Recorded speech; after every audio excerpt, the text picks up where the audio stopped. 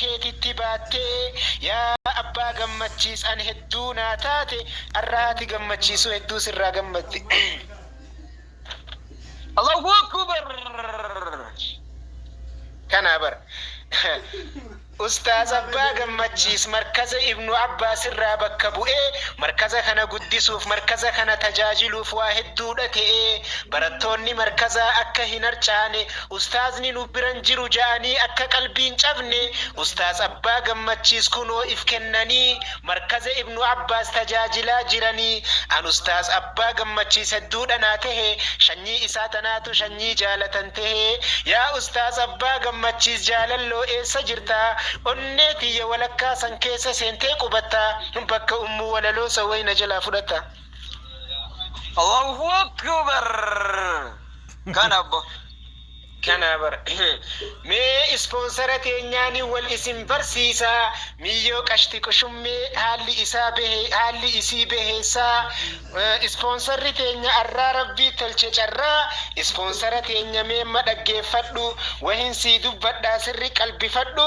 sponsora tahuun arrana afeerte walaleessa mu'aaz jettee tannayaamte kaamilaa jamaali miyyo hedduu gaarii haala amalli isii hin qabu ja'an daarii كاملا جمال مولاليسا مؤاسي سني أفيرتي ولالو بريدو تنانشاشا إسنغوتي كاملا جمال تنبر هدو نوتاتي أخلاقني إسي غاري أكا بشال لغاتي بريدنا نسيولالتي أرجي سمي فكاتي مچيون كارينا في موناليزا نچالتي چمينا نلي كاملا نبافيتي چالتي ميون غمچو دان كفتي ويفولالتي.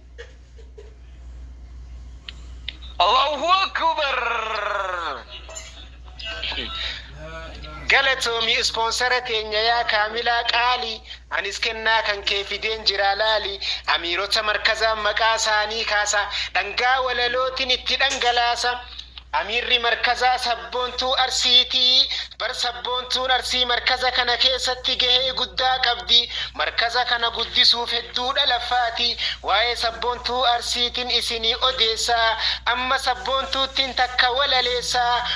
sabboontuu arsiitii yookaan ummu Zubeyri michiyyoo haala amallisii sirrii Ustaaz Abbaa Rayyaan bira dhaabbachuuf waa hedduudha taate sagantaa kana qindeessuuf bar hedduu lafaate والله بالله أنقرانا نياتي حملين إسيدا برهدو چمادا حملين إسين قبدو برهدو چمادا مركزا فلفاتي هالكنيف قيادا بر أم زبيرين لغمان جبدودا مركزا فأفلاتي ميچيون چمتودا أكا أرجي سمي برهدو هنگاتي مركزا ابن عباس كيسا تتافتي